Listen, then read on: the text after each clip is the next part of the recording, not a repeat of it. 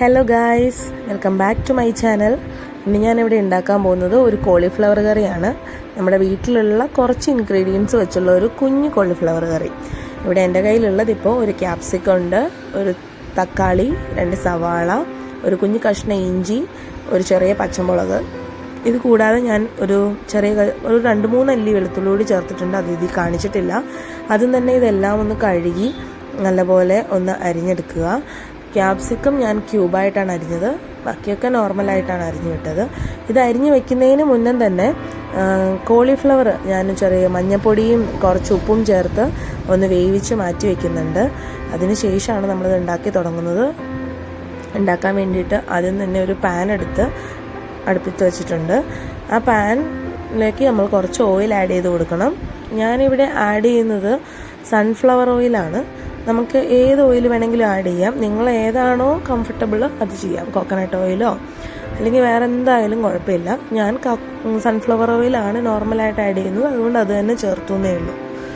Oil add ചെയ്ത് കുറച്ച് നേരം വെയിറ്റ് ചെയ്യുക. നന്നായിട്ടൊന്ന് ചൂടായി വന്നതിന് ശേഷമാണ് നമ്മൾ ബാക്കി കാര്യങ്ങൾ ഇടുക. ഞാൻ ഇതിൻ്റെ അകത്ത് കടുകൊന്നും പൊട്ടിച്ചിട്ടോ അങ്ങനെയൊന്നും ഇല്ല കേട്ടോ. നേരെ സ്ട്രെയിറ്റ് ആയിട്ട് ഓയിൽ ചൂടായി വരുമ്പോൾ അതിനകത്തേക്ക് കുറച്ച് സവാളയാണ് ആദ്യം ഇട്ട് കൊടുക്കുന്നത്.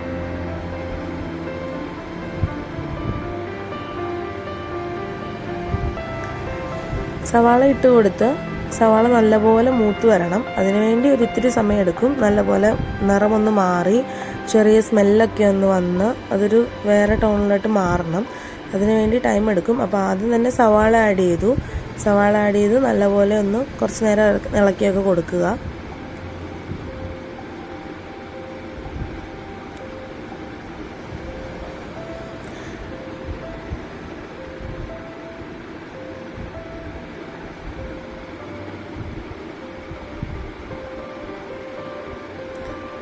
സവാള പൂർണ്ണമായിട്ടും മൂത്ത് വരുന്നതിന് മുന്നേ തന്നെ നമുക്ക് കുറച്ച് ഇഞ്ചി ആഡ് ചെയ്ത് കൊടുക്കാം.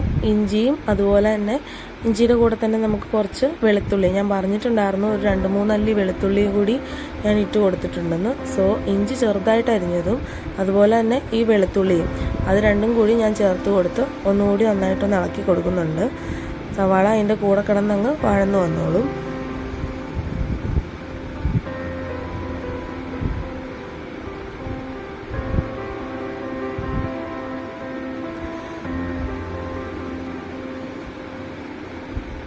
ഇനി നമുക്ക് ഒരു പച്ചമുളക് ചെറുതായിട്ട് അരിഞ്ഞതാണ്, അതും കൂടി ഇട്ട് കൊടുക്കാം.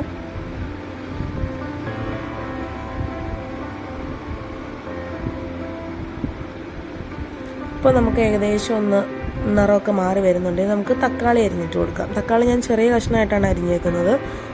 പ്രത്യേകിച്ച് ഷേപ്പൊന്നും നോക്കിയിട്ടില്ല, കാരണം എനിക്കത് നല്ലപോലെ ഉടച്ച് മിക്സ് ചെയ്യാനുള്ളതാണ്.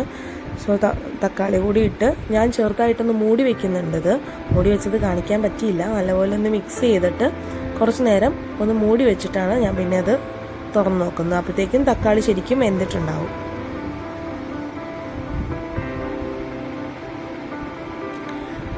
അതിന് ശേഷമാണ് നമ്മൾ ഇതിൻ്റെ അകത്തേക്ക് പൊടികൾ ചേർത്ത് കൊടുക്കുന്നത്.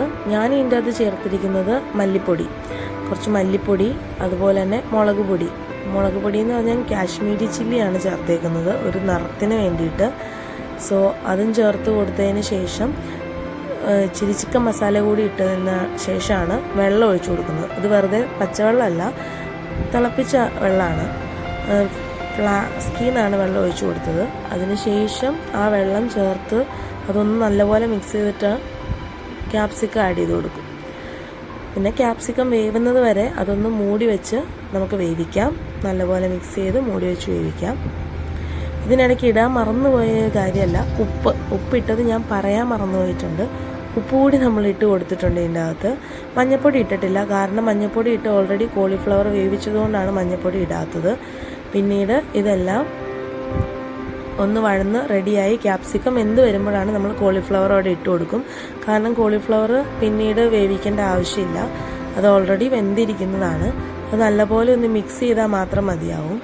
ഈ എല്ലാം കൂടി ഒന്ന് മിക്സ് ചെയ്ത് ഒന്ന് മൂടി വെക്കണം, കാരണം അതിട്ടൊന്ന് പിടിക്കാൻ വേണ്ടിയിട്ടാണ്, അല്ലാതെ വേവാൻ വേണ്ടിയിട്ടൊന്നും അല്ല. ഒരു 2 മിനിറ്റ് അതൊന്ന് മൂടി വെച്ചിട്ട് ഒന്ന് മിക്സ് ചെയ്തെടുക്കുകയാണ് ചെയ്യുന്നത്.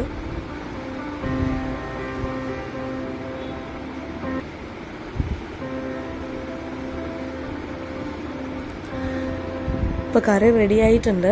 നല്ല ടേസ്റ്റായിരുന്നു. വളരെ സിമ്പിളായിട്ട് നമുക്ക് ഉണ്ടാക്കാൻ പറ്റുന്ന ഒരു ഡിഷാണ്. എൻ്റെ മോന് ഭയങ്കര ഇഷ്ടമാണ് കോളിഫ്ലവർ. നോക്കൂ അതെ.